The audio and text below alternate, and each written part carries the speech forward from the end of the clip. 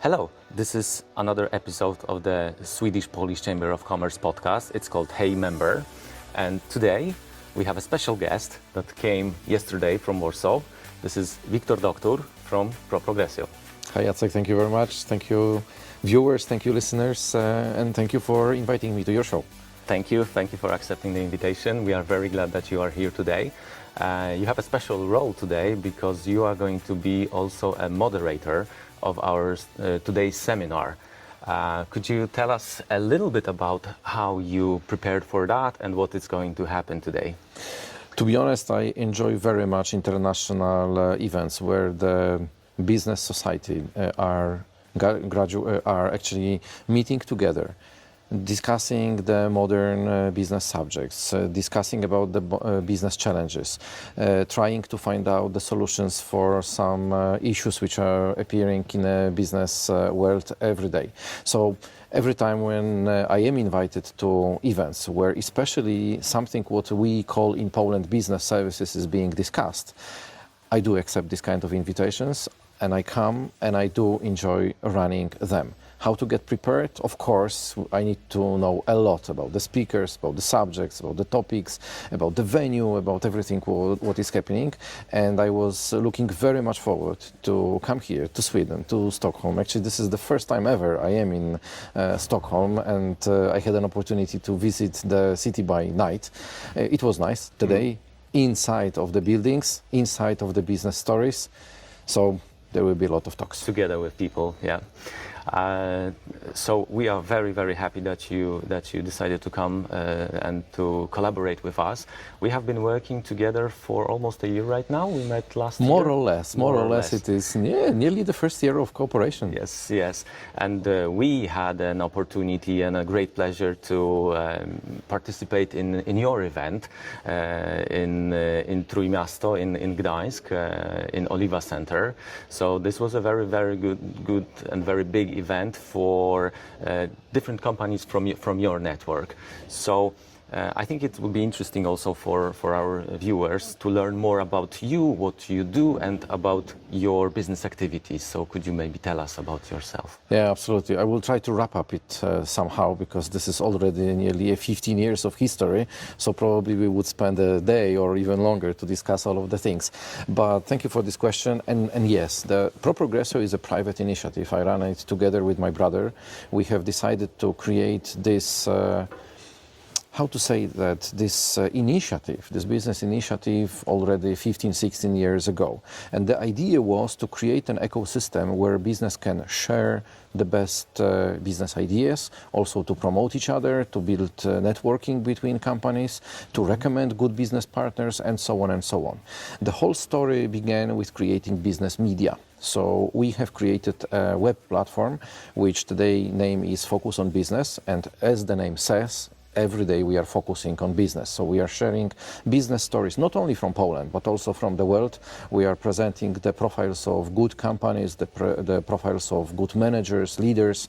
And this is the place which is being visited every month by over 20,000 of unique users. So it already, thank you very much. It already has its, let's say, internet presence.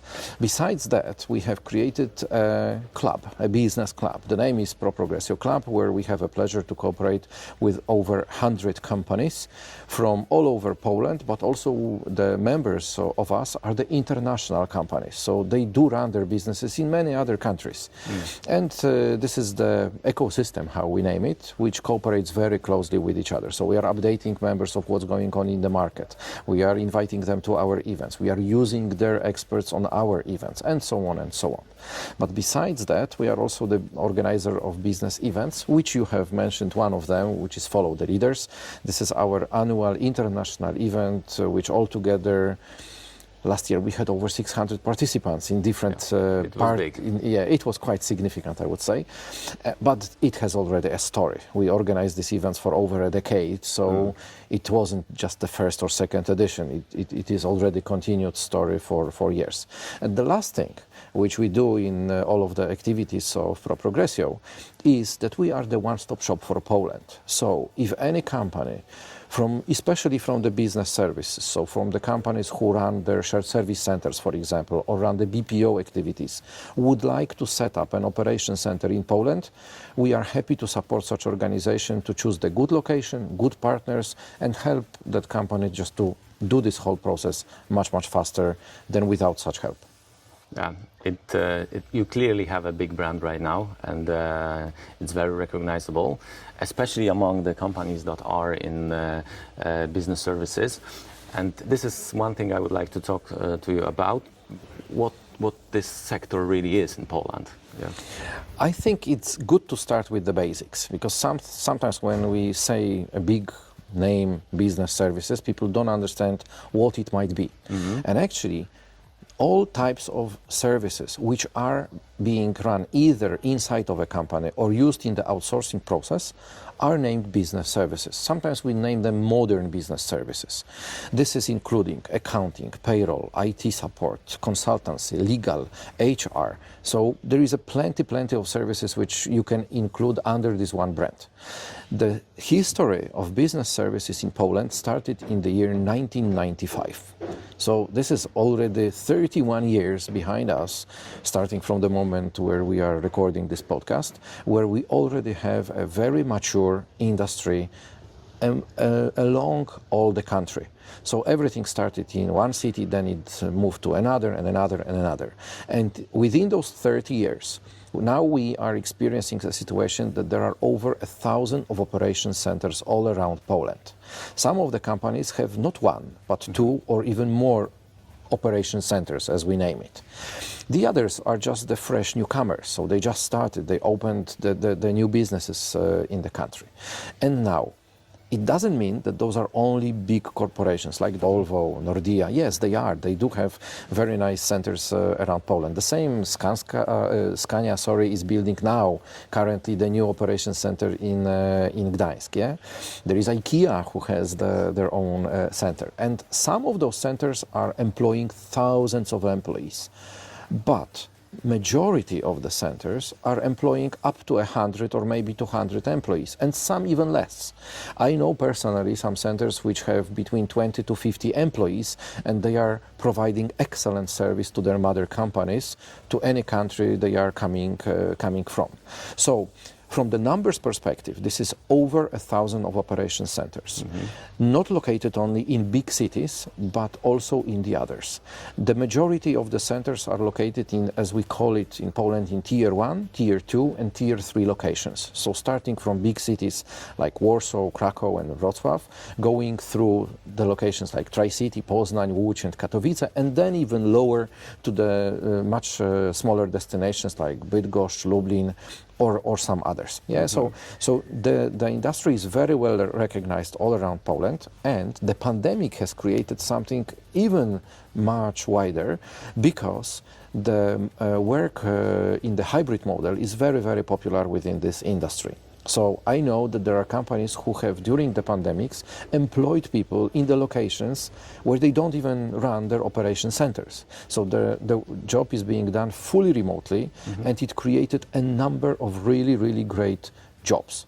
And now, when we focus on the jobs, this is not only accounting or call contact center positions which were starting in the late 90s, but now this is also a very mature portfolio of the services, including R&D, including the full financial processes from accounts payable, accounts receivable, general ledger, P2P, O2C, so whatever kind of services you can imagine.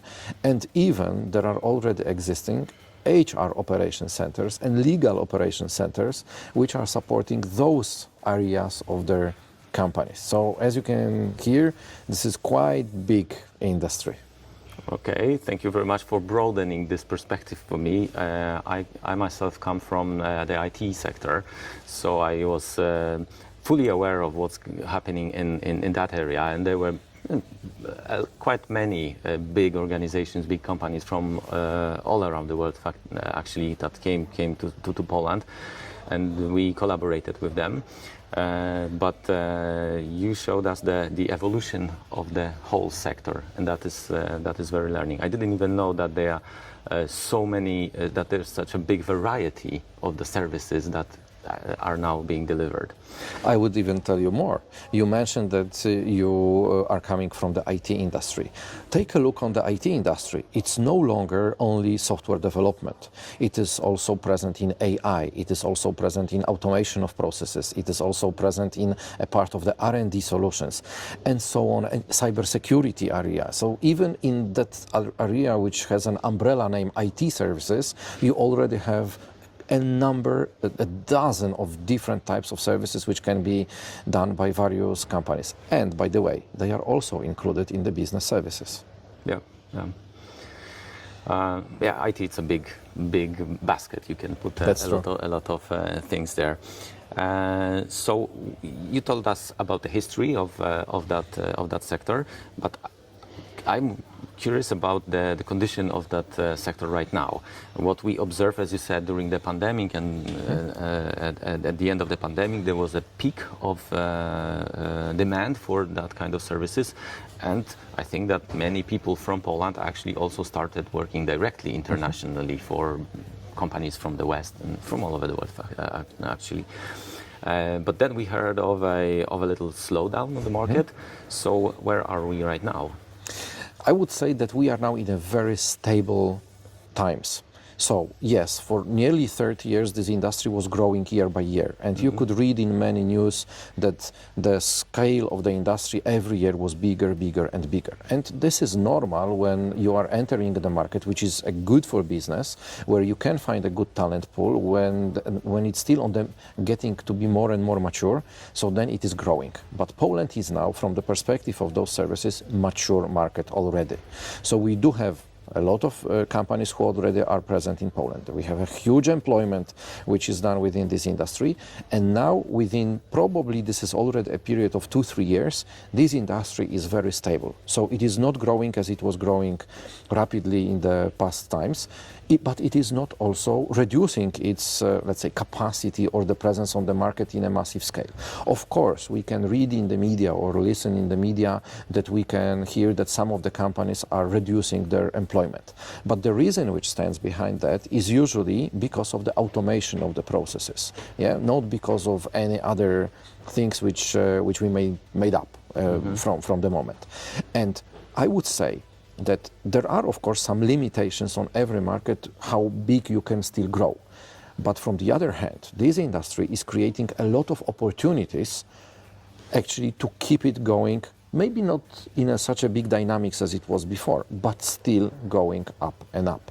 So now we have a flat situation. Market is mature, it employs many people, there are still newcomers, but when you compare 1 or 2 or 5 companies, even comparing to 1,000 already operating, then this is not a big wow, I would say, effect. It's not a big impact comparing to the base. It is not. It is not. But it is really stable, and still we can experience every year newcomers. We even in Pro Progressio we are running something what we name BSS Index. So we are checking every month who new came to Polish market, to which city, with what kind of activities.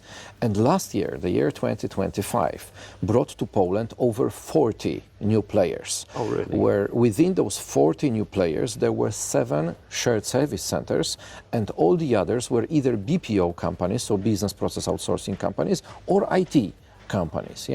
So even in the mature market, even in the market which is not as low cost as the Asian markets, for example, it is still creating a business opportunities for newcomers who want to run their business in Poland.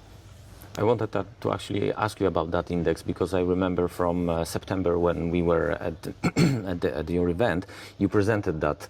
And at that time in September, you said on stage that there had been only 16 new businesses in Poland. And you also compared that with the peak year when we had over 100, I think it's 116 or 17. So then it was a little bit shocking for me at that point, because it was September and we only have 16, and in other years we had over 100. So when you said today that there were 40 actually last year, so that's many more than I anticipated we would have. Yes, but there was also one extra sentence which I mentioned during my presentation, that this number will definitely grow, because some of the announcements of newcomers were still top secret. So this is something what happens within this industry, that sometimes you have, you just cannot name something what is happening. And this is such information is appearing in a little bit later periods. I will even tell you more.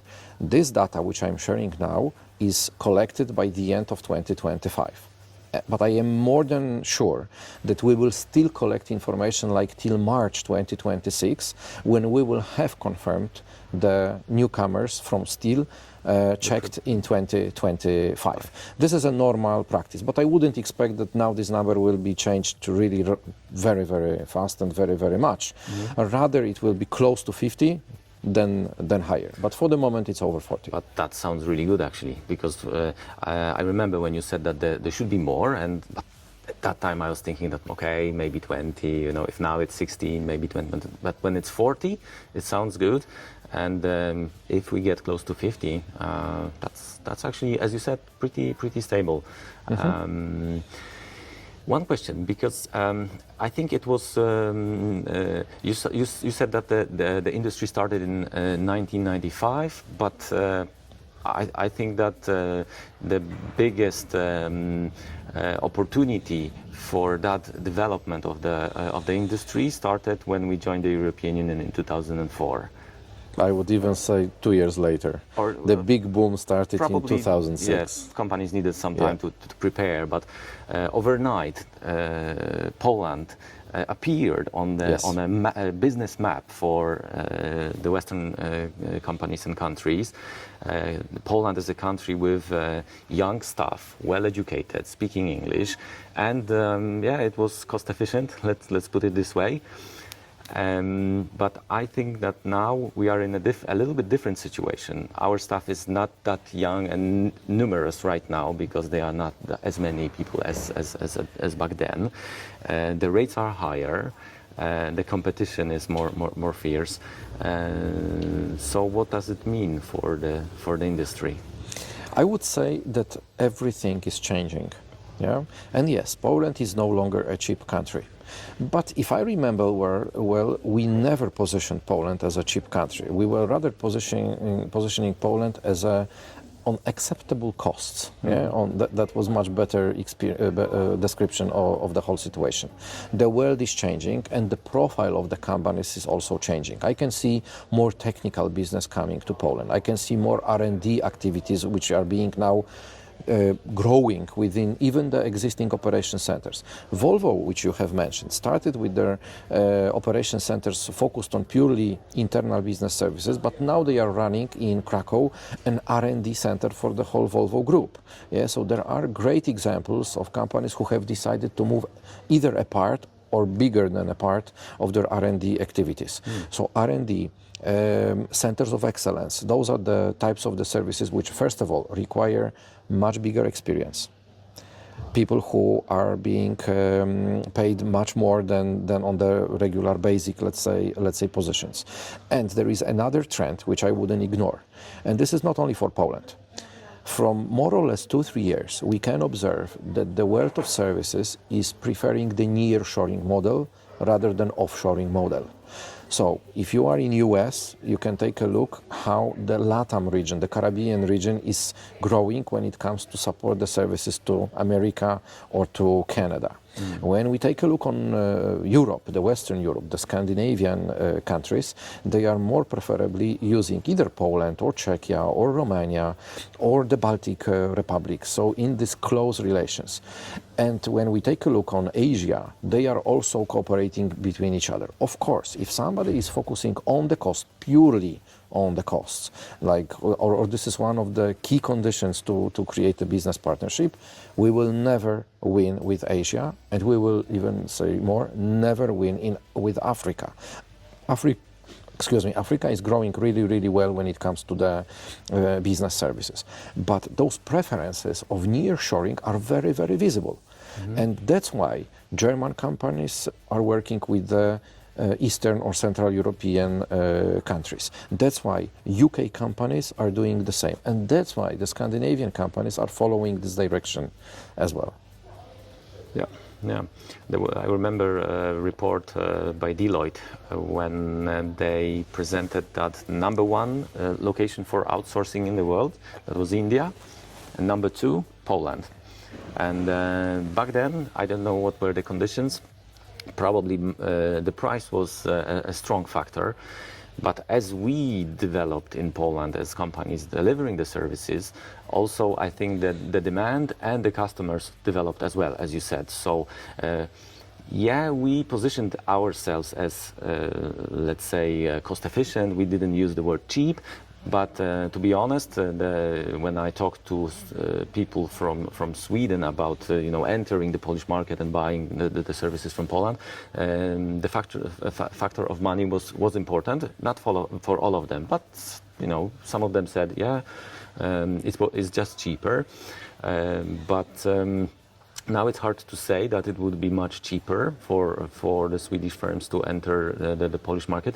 So for cost reduction, still, but not as effectively as before. But now it's a source of a mature stuff that, as you said, not only assembles products or writes code, but helps basically build the products. I would say even more, not only build, but also to optimize. Yeah. And now what we can observe, especially in the outsourcing area, you are not only giving your process to be done by your business partner, but you are expecting that it will be run better, faster, maybe cheaper, and will optimize somehow the bigger process. So now how I can see that people are talking to various outsourcing partners, it is not only expecting that the service will be delivered in a lower cost. Mm-hmm. Yeah, okay, it can be even higher cost in the very beginning, but in the perspective of a defined time, it gives certain solutions which are creating a better and expected result at the very, very end. Yeah, so that's the way how the outsourcing should be treated. It is not just pushing your service away. It is expecting that somebody who takes this process will just optimize it as much as only possible and will come for another process to support you even more and wider. Okay. This optimization, this is something that occurs because of the creativity or the culture, or what's behind that?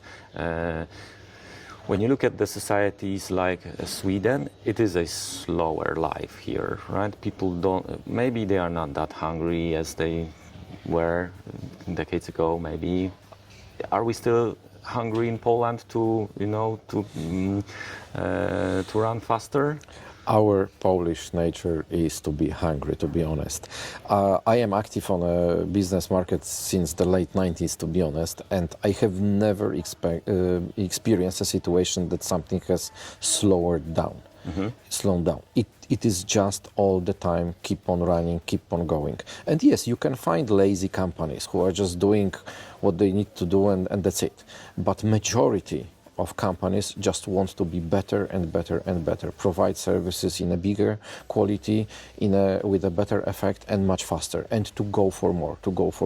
This is our nature. I don't know if it's unique comparing to other countries, but definitely Poles and the nature of providing services in Poland is to be a good and valuable business partner to either the close partnerships like from Europe, but also to the more far away destinations. We didn't mention one thing, that in Poland there are also present companies from Asia. The big Indian outsourcers like Infosys, like WNS, like Wipro, like TCS, they are having their operation activities in Poland. Yeah, so they came here to be closer to their clients, or they were already sure that to support some clients they just have to be in Europe, and in this case in Poland. One objection that some companies from Sweden might have before they decide to go to Poland is the cultural difference, and I'm talking about the flat organization in Sweden and the hierarchy in Poland. And the result of this kind of management, it might be perceived sometimes that, well, here people in Sweden are more oriented around consensus, talking to each other before taking actions. So Let's imagine there's a new project. I observed that myself a couple of times. People are, sit around the table, talk and talk and talk, discuss about, different scenarios, anticipate problems, when everybody is ready. And what is very important, all involved are welcome in the discussion. So even not only the decision makers, it's something like that. Here is not that popular decision maker. It's more like a group having a consensus after a discussion, and then the project starts and usually goes quite smooth. Usually, not always, but usually. From my experience in Poland, it's more like, okay, we sign a contract, a project, deal, and we just start working because we want to do things. We want to be active, and the expectation is that the tasks will come from top down, and problems will appear. We don't anticipate them, but we will solve them on the go. And that's one of the objectives, maybe worries from the Swedish perspective. And I'm not saying that one way is better or another way is better. Maybe a certain mix of and combination of both could be the perfect solution. But from the Swedish perspective, it is something that they don't know. They don't know that it works like that. And they might be a little bit worried if they are gonna find the common language to communicate well, to deliver a successful project. So my question is that changing in terms of how we are planning, how much independent we are, or how much collaborative we are? I would answer it in two ways, because we need to separate creating shared services model, where actually this is a part of a company who is just opened in a different market, in this case in Poland, for example, and building an outsourcing relationship. Yeah. So in the first case, when the Swedish company, let's take it as an example, decides to open an operation center in Poland to support, for example, finance services or R&D or IT, doesn't matter, a kind of a process, then the know-how, the strategy, the culture is just being transferred to this center, and it runs as it runs in here in Sweden, but just on a different land, using these business opportunities, access to people, know-how, experience, and so on and so on. But the transfer of all of those key values, key elements of the business culture is just being purely transferred from one place to another. And sorry to interrupt you. And I think in that scenario, we are very good, and we are prepared to do that. Yes, we get the tasks. You have to do this and that and that. Everything is planned.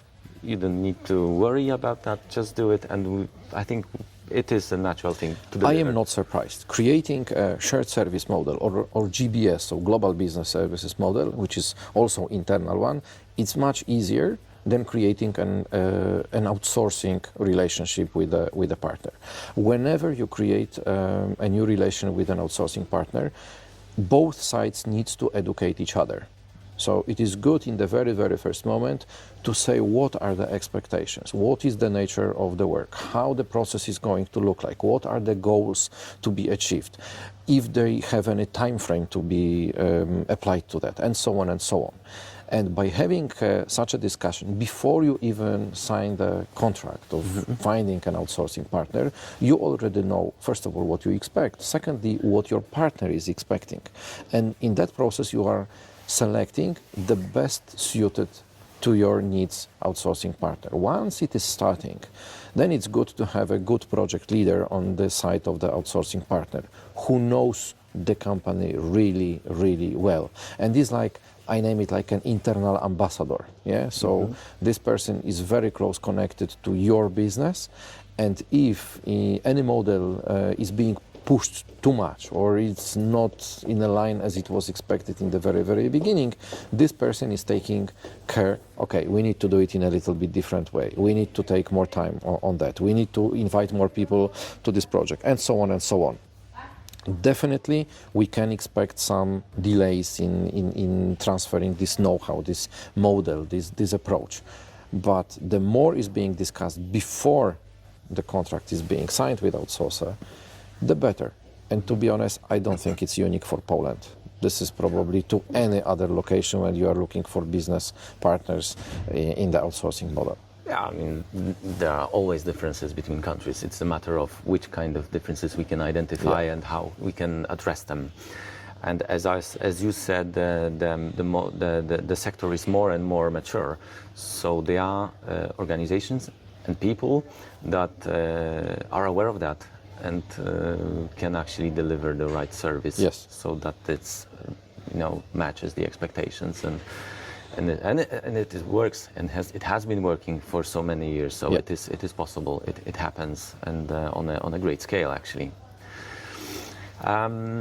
Sweden, what's in it for you in your organization? What's the idea behind opening your eyes and looking at the Swedish market?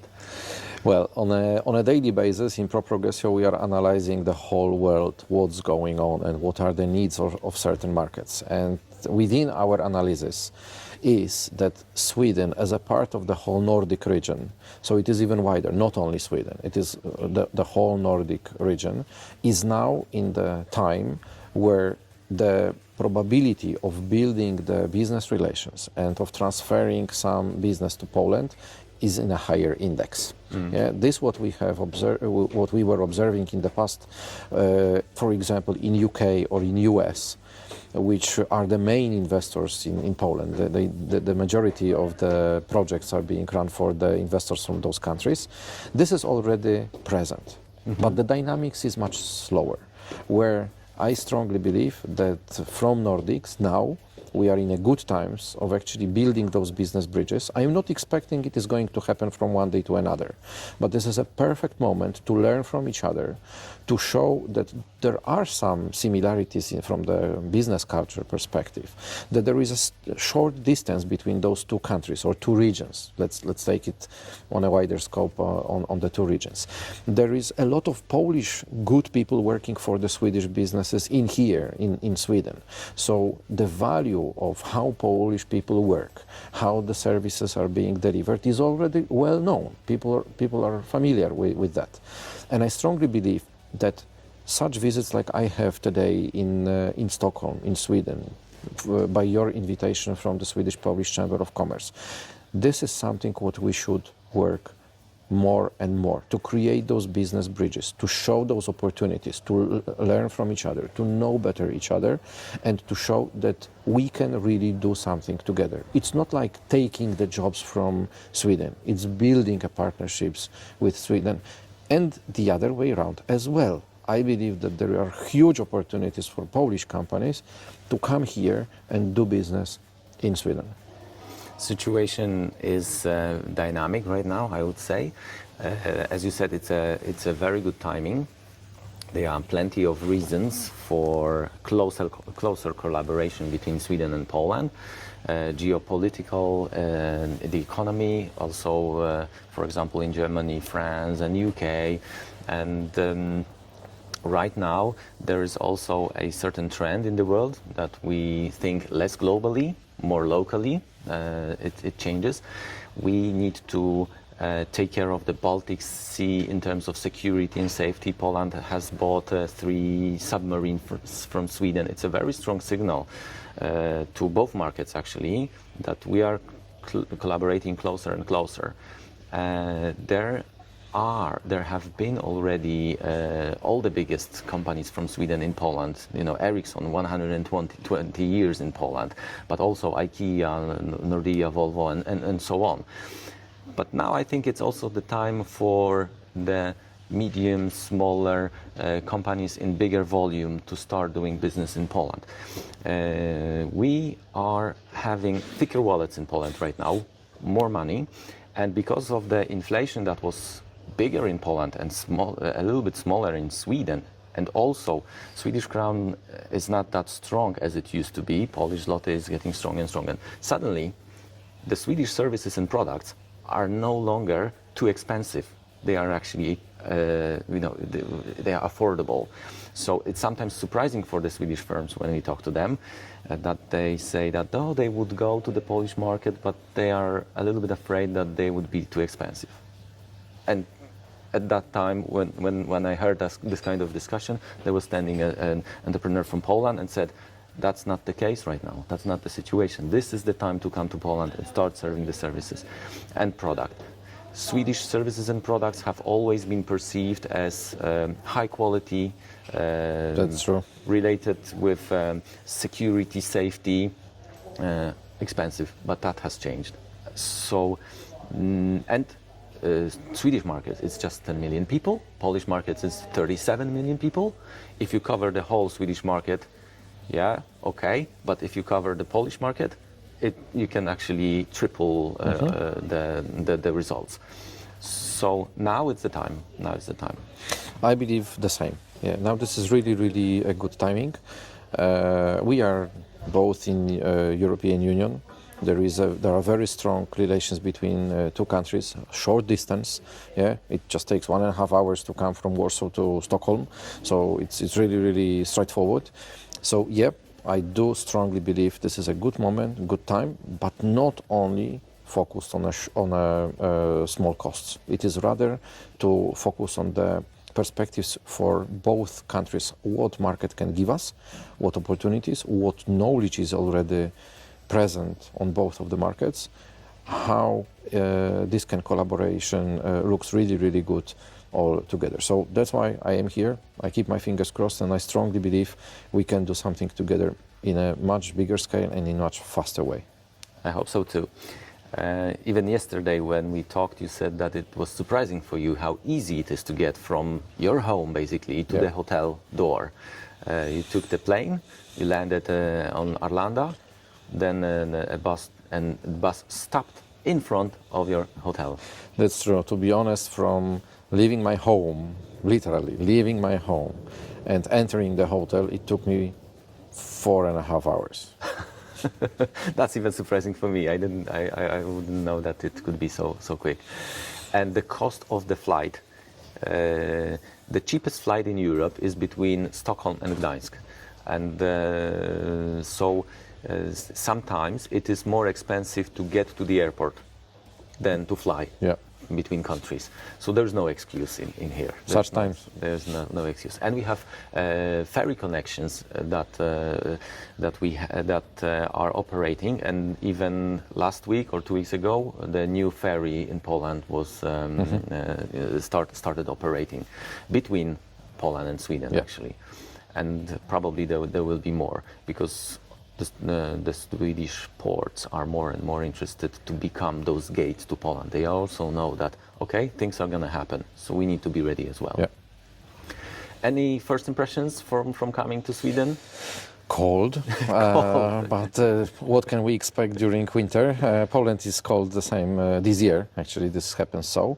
I will definitely like to come here in summertime just to see how Stockholm is looking. That's from the, let's say, tourism perspective, so more sightseeing perspective. People are very kind, to be honest. Everyone who I spoke speaks English, so it's so easy to build connections with Swedish people in here. Food in the restaurants, nice. I didn't want to test these herrings in a special style. Probably I won't do that, but this is what I have eaten so far. It was absolutely great. And I feel safe in here. So walking around the streets, we've been walking yesterday for over 2 hours on the streets of Stockholm, and I have never seen any, I would say, violence or some situations which might create any worrying experience. So far so good. Today I am looking very much forward for the event. So I have seen Sweden outdoors. Now I'm going to see the Sweden indoors when the business is meeting and sharing their know-how. And we are looking forward to that as well. We are very happy that you are here. It's a great pleasure to meet you in Stockholm. And I keep my fingers crossed for today's event, for the seminar. Good luck. Thank you very much. And we are very happy to have you on board in the Swedish-Polish Chamber of Commerce. Thank you, Jacek, very much. And I hope we will do much more of this kind of initiatives in the coming months and years. I'm sure. Thank you very much. Thank you.